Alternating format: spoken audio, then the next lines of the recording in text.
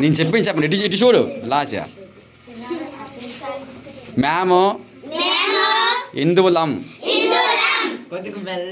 చెట్టుని పూజిస్తాం.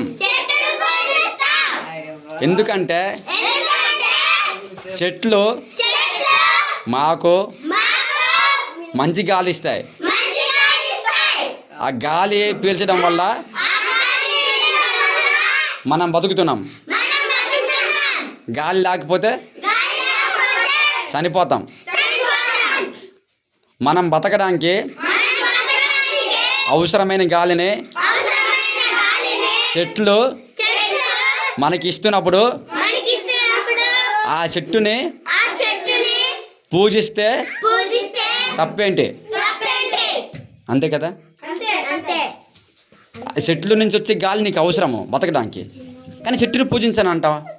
ఎలా అవుతుంది దానికి? అప్పుడు ఆ చెట్ల నుంచి వచ్చే గాలి పీల్చడం మానేమని చెప్పాలి. చెప్పండి, అర్థమైందా యేసు ప్రభువులకి? అంతే కదా. నిజం కాదా?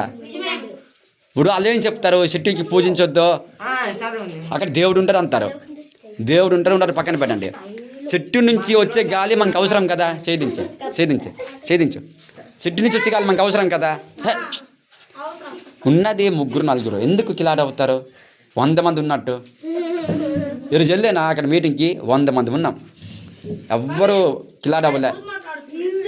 ఒరే మీరు ఇద్దరే ఇదా ఎంత? 1, 2, 3, 5 ఉన్నారు, ఎందుకు కిలాడే? ఒరే ఎవరికి ముట్టుకోవద్దు.